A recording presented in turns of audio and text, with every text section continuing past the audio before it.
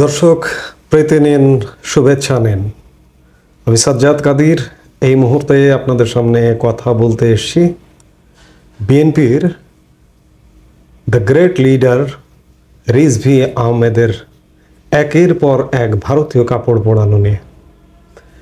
রিজভী আহমেদ সর্বশেষ গতকাল 10 ডিসেম্বর রাজশাহীর এক অনুষ্ঠানে ভারতীয় বিছানার চাদর পরালেন এমন খবর এসছে সংবাদ মাধ্যমে। খবরে বলা হচ্ছে যে শাড়ির পর এবার ভারতীয় বিছানার চাদর আগুন দিয়ে পোড়ালেন বিএনপির সিনিয়র যুগ্ম মহাসচিব রুহুল কবির রিজভী। মঙ্গলবার 10 ডিসেম্বর দুপুর 12টার দিকে রাজশাহীর ভবন মোহন পার্কে দেশীয় পণ্য কিনে হও ধন্য শীর্ষক অনুষ্ঠানের বিছানার চাদর আগুন দিয়ে পোড়ানো হয়। এর আগে গত 5 ডিসেম্বর বৃহস্পতিবার জাতীয় প্রেস ক্লাবের সামনে সাধারণ চিকিৎসক সমাজের উদ্যোগে দেশীয় পণ্য কিনে হও ধন্য ব্যানারে ভারতীয় পণ্য বর্জন ও দেশি পণ্য ব্যবহারে উৎসাহিত করতে আয়োজিত অনুষ্ঠানে নিজের স্ত্রীর ভারতীয় শাড়ি আগুন দিয়ে পোড়ান রিজভী। এ সময় ভারতীয় অগ্রাসনের প্রতিবাদে রাজস্থানের জয়পুর টেক্সটাইলের একটি বিছানার চাদর পুড়ে ফেলেন তিনি। এরপর দলীয় নেতাকর্মীরা কেরোসিন ঢেলে সেটিতে আগুনে জ্বালিয়ে দেন। পরে রুহুল কবির রিজভী ঘোষণা দেন, এখানে মেডিকেল কলেজের শিক্ষার্থীরা কিছু কাপড় এনেছেন, স্বল্প মূল্যে এগুলো বিক্রি করা হবে। এরপর সেসব কাপড় বিক্রি করা হয়। সেখানে 200 টাকায় শাড়ি ও 100 টাকায় লুঙ্গি বিক্রি করা হয়। প্রধান অতিথির বক্তব্যে রুহুল কবির রিজভী বলেন, আমরা ভারতের পণ্য বর্জন করছি। তারা এই দেশের মানুষের সঙ্গে বন্ধুত্ব করে না, তাদের বন্ধুত্ব শুধু শেখ হাসিনার সঙ্গে। বাংলাদেশের মানুষকে বুঝতে হবে যে দেশীয় পণ্য বলা হচ্ছে যেটি, এই যে এখানে বলা হচ্ছে 200 টাকায় শাড়ি, 100 টাকায় লুঙ্গি বিক্রি করা হচ্ছে। আচ্ছা বলুন তো ভাই, এই যে শাড়ি, এই যে লুঙ্গি, এর তুলাটা কোথা থেকে আসে? এর সুতা উৎপাদনকারী স্পিনিং মিল আমাদের পর্যাপ্ত গড়ে উঠেছে, কিন্তু সুতাও আমদানি করতে হয় কখনো কখনো বিদ্যুৎ গ্যাস সংকটে। কিন্তু সুতা বড় কথা নয়, তুলার 80% বা 85% ভারতীয়। আপনি যে লুঙ্গি পরছেন, যে গামছায় হাত মুখ মুছছেন, যে শাড়ি পরছেন, যে 3 পিস পরছেন, সব ভারতীয় তুলায়। বলতে পারেন যে দেশীয় কারখানায় উৎপাদিত সুতা। ভারত থেকে তুলো আমদানি না করলে দেশীয় স্পিনিং মিল বন্ধ হয়ে যায়, চলে না।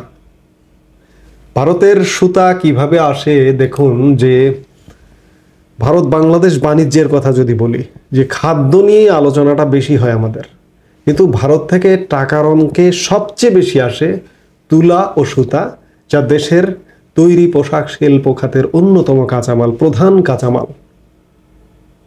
আমাদের বাংলাদেশ, আমরা যে রপ্তানি আয় করি, 85% হচ্ছে পোশাক শিল্প, গার্মেন্টস শিল্প, টেক্সটাইল শিল্প।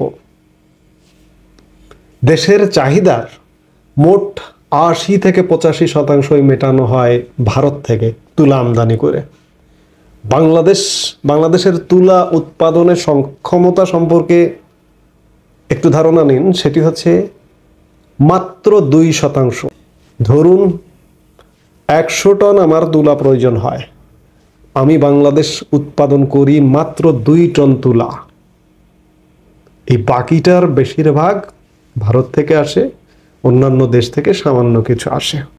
একটি পরিসংখ্যান দেই যুক্তরাষ্ট্রের কৃষি বিভাগের, যেটিকে সংক্ষেপে বলা হয় ইউএসডিএ এর প্রতিবেদনের তথ্য অনুসারে 2023 পঞ্জিকা বর্ষে বাংলাদেশ যত সুতা আমদানি করেছে তার মধ্যে ভারত থেকেই এসেছে 84.5%। তৈরি পোশাক শিল্পের জন্য বছরে তুলা আমদানিতে ব্যয় হয় $3 বিলিয়ন কিছু বেশি। এর মধ্যে ভারত থেকেই আসে বছরে $2.5 বিলিয়ন কিছু কম, অর্থাৎ মোট আমদানির প্রায় 80% মতো আসে ভারত থেকেই। এই যে তুলাগুলো যে আসে, এই তুলাগুলোতে কি হয়? বস্ত্র শিল্পের কি হয় না এই প্রশ্নটা করুন। আপনার গেঞ্জি জাঙ্গুয়া থেকে শুরু করে আপনার গামছা, লুঙ্গি, শাড়ি, থ্রি পিস, এই যে শার্টটি পরে আছে এই শার্টটিও দেশীয়। আমরা একসময় বিদেশ থেকে, অন্যান্য দেশ থেকে আমদানি করা কাপড় কিন্তু পরতাম। এখন আপনি বাজারে যত অভিজাত জায়গায় যান না কেন, বিদেশি কাপড় আসা, আমদানি হওয়া এক প্রকার বন্ধ হয়ে গেছে। আমাদের বেশিরভাগ কাপড় এখন আপনি যত 5 স্টার লেভেলের কোনো আউটলেটে যান, কোনো শোরুমে যান, সব ম্যাক্সিমাম হচ্ছে আমাদের দেশীয় উৎপাদিত কাপড়। এই কাপড়গুলোর 85% ভারতীয় প্রভাব আছে। ভারতীয় তুলায় তৈরি, ভারতীয় সুতায় তৈরি। কোথায় যাবেন?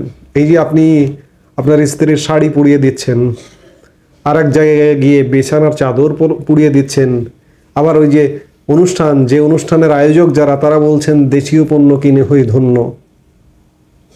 আমার দেশ, আমার প্রিয় মাতৃভূমি, বিশাল জনগোষ্ঠী সম্পন্ন ছোট্ট ভূখণ্ড, 18 কোটি মানুষ। এই 18 কোটি মানুষের চাহিদা মেটানোর মতো, কাপড় উৎপাদন করবার মতো আমরা তুলা উৎপাদন করতে পারি না, সুতা উৎপাদন করতে পারি না। ওই যে বললাম, মাত্র 2% আমরা উৎপাদন করি। তাহলে তো আমরা যদি এইভাবে বর্জন করতে থাকি, তাহলে তো আমাদের শরীরে পোশাক থাকবে না। এই যে ভারতের সাথে আমাদের তুলা আমদানি শুধু বাড়ছে আর বাড়ছে, তুলার সুতা আমদানি বেড়েই চলেছে। একটা পরিসংখ্যান দিই যে এপ্রিল-আগস্ট 2023 সালের তুলা আমদানি, সুতা আমদানি হয়েছে $72.71 কোটি। আর এপ্রিল-আগস্ট 2024 তুলা আমদানি হয়েছে, সুতা আমদানি হয়েছে $108.48 কোটি। সূত্র, আমি যে তথ্যটি বললাম সেটি হচ্ছে ভারতের বাণিজ্য ও শিল্প মন্ত্রণালয়। একটি তথ্য বলছে যে বাংলাদেশে মানুষের কাপড়ের চাহিদা 800 থেকে 900 কোটি মিটার, অর্থাৎ প্রায় 17 কোটি বা 18 কোটি মানুষ প্রতি বছর গড়ে আনুমানিক 30 থেকে 35 মিটার কাপড় ব্যবহার করে থাকে। এই বিপুল পরিমাণ কাপড় তৈরি করতে বিপুল পরিমাণ তুলা আমদানি করতে হয়, সুতা আমদানি করতে হয়। সেটির ওই যে বললাম, তথ্য দিলাম যে ম্যাক্সিমাম ভারতীয়।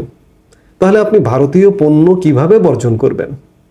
এই যে আজকে ভারত বাংলাদেশ যে একটা বিশৃঙ্খল পরিস্থিতি চলছে, কূটনৈতিকভাবে, সামাজিকভাবে, এক দেশের জনগণ আরেক দেশের জনগণের মুখাপেক্ষী হয়ে গেছে, মুখোমুখি হয়ে গেছে। বাংলাদেশের জনগণই এটি করেছে, ওই যে সীমিত সংখ্যক জনগণ।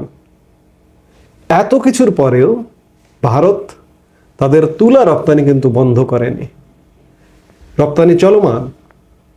যদি বন্ধ করে, কি মহা বিপদে পড়বেন আপনি একটু নিজেই হিসাব করে দেখুন। আমার এইসব বকওয়াস দরকার নেই। আপনার গার্মেন্টস শিল্প এক প্রকার একদম পথে বসে যাবে, বন্ধ হয়ে যাবে। হঠাৎ করে আপনি বিকল্প সূত্র বা বিকল্প স্থান আমদানির খুঁজবেন কিভাবে? আর বিকল্প যদি খোঁজেনও, অনেক দূর দেশ থেকে যদি আপনি আমদানি করতে যান, আপনার কস্টিংয়ে আন্তর্জাতিক বাজারের সাথে মেলাতে পারবেন না। আমার সস্তা শ্রম, সস্তা তুলা, সস্তা সুতা পাই পাশের দেশ থেকে, আর বাংলাদেশের সস্তা শ্রম দিয়ে আমাদের শিল্প প্রতিষ্ঠানগুলো যে পরিমাণ প্রফিট করে কল্পনা করতে পারবেন না। এগুলো বন্ধ হয়ে যাবে। কিন্তু যদি প্রফিট না পায় ভালো আশানুরূপ, তাহলে কিন্তু শিল্প প্রতিষ্ঠান বন্ধ হয়ে যেতেও বাধ্য। কোথায় যাবেন? আপনি ভারতীয় পণ্য বর্জন করবার কথা বলছেন, এগুলো যুক্তিযুক্ত নয়। রুহুল কবির রিজভী আহমেদ বাংলাদেশের একটি প্রধান রাজনৈতিক দল, বাংলাদেশ জাতীয়তাবাদী দল বিএনপির একজন অন্যতম প্রধান নেতা, বলতে গেলে বলা যায় যে বিএনপির মুখপাত্র। তার মতো একজন মানুষ, প্রাজ্ঞ মানুষ, জ্ঞানী মানুষ, এই ধরনের ছেলে খেলা বা ছেলেমি করাটা, বাচ্চামি করাটা, এটি আসলে শোভন নয়। এই যে ভারতের পণ্য দিয়ে আপনি জামা কাপড় তৈরি করছেন, আপনার শরীরে আপনি যে আমি ছবিতে দেখলাম গতকালকের অনুষ্ঠানের, আপনার শরীরের প্রত্যেকটি পোশাক ভারতীয় পণ্যে তৈরি। আমি বারবার এই কথাটা বলি যে ভাই, আপনি বা আপনারা ভারতীয় পণ্য বর্জন করছেন, কাপড়গুলো খুলে ফেলুন, খুলে একটা উদাহরণ তৈরি করুন যে রেজভি আহমেদ শরীর থেকে সব কাপড় খুলে ফেলে উদাহরণ তৈরি করেছেন যে ভারতীয় পণ্য বর্জন করে, তাহলে সেটাকে আমি গ্রহণযোগ্য মনে করব। কিন্তু আপনি ভারতীয় কাপড় চোপড় পরে আছেন, একদম আন্ডার যে গার্মেন্টসটা সেটা সহ, ওই যে গেঞ্জি জাঙ্গুয়া ওটারও সুতা আসে ভারত থেকে, তুলা, ভারতীয় তুলা দিয়ে তৈরি। যুক্তিতেই মুক্তি। আমি সবসময় বলি, সদা সর্বদা বলি যে ভারতকে বর্জন করে ধোপে টেকা যাবে না। আমাদের দুর্বলতাটা স্বীকার করে নিতে হবে। আমি পোশাক পরতে পারবো না তো ভারতীয় যদি বাদ দিই। এই যে আমার শরীরে সব জামা কাপড় ভারতীয়, ত্যাগ করতে পারবো না, উপায় নেই। ওই যে আমি বলি যে উপায় নেই গোলাম হোসেন। কাজেই এত বড় দলের এত বড় নেতা এ ধরনের বাচ্চামি সেলেমি করে ভারত বিদ্বেষের একজন বরপুত্র হয়ে উঠছেন। ভবিষ্যতে তো আপনারা ক্ষমতায় যাবেন, আপনারা রাষ্ট্র পরিচালনা করবেন, কিন্তু সবচেয়ে নিকটতম এবং সবচেয়ে সহায়ক দেশ, একটা শিশুও বোঝে যে ভারতীয় পণ্য আমদানি করা কতটা সহজ। আজকে এলসি দিলে আপনি 3 দিন 7 দিনের মধ্যে পেয়ে যাবেন, কিন্তু দূর দেশ থেকে আমদানি করতে গেলে সেটা 2 মাস 3 মাস লেগে যায়। তো সেই জায়গায় আপনি ভারত বিদ্বেষী হয়ে উঠছেন ভারতীয় রাজনৈতিক নেতাদের কাছে, রাজনৈতিক দলগুলোর কাছে, ভারতের জনগণের কাছে। আপনি যেহেতু ক্ষমতায় আসবেন আগামীতে, আপনারা আশা করছেন, বলছেন, তো কাজেই একটা এইরকম নিকটতম এবং নির্ভরশীল দেশকে উপেক্ষা করে ক্ষমতায় আসাটাও কিন্তু কঠিন, কিংবা ক্ষমতায় আসলেও সেই ক্ষমতাটা প্রয়োগ করা বা রাষ্ট্র পরিচালনা করা আরো কঠিন হয়ে যাবে। কাজেই আমরা বলবো যে আরো দীর্ঘ সময় আছে। আপনাদের দলের, আপনার একটি রাজনৈতিক দল, বৃহত্তম রাজনৈতিক দল, একটি বৃহত্তম জনগোষ্ঠীর প্রতিনিধিত্ব করেন আপনারা, এখনো সময় আছে। ভুল ভ্রান্তি, অতীতের ভুল ভ্রান্তি, বর্তমানে নতুন করে ভুল করছেন, এগুলোর কারণে বিপদ। এত বড় একটা রাজনৈতিক দল, বিপর্যয়টা শেষ হবে না। এবার যদি ক্ষমতায় না আসতে পারেন, তাহলে এত বড় রাজনৈতিক দলটিও আর থাকবে না। আপনাদের মাঠ পর্যায়ের নেতাকর্মীরাও হতাশ হয়ে একসময় দলটি করায় ছেড়ে দেবে। কাজে আমরা আশা করব বিএনপির কাছ থেকে, বিএনপি নেতা রেজভি আহমেদের কাছ থেকে, যে আপনারা গঠনমূলক রাজনীতি করুন দেশের জন্য, মানুষের জন্য। এটি আপনাদের কাছে প্রত্যাশা করি। এই মুহূর্তে এ পর্যন্তই। সবাই ভালো থাকুন, সুস্থ থাকুন। আমাদের ভিডিওগুলো নিয়মিত পেতে সাবস্ক্রাইব করুন Sajjad Kadir and the legends YouTube channel এবং লাইক, কমেন্ট, শেয়ার করে সাথে থাকুন।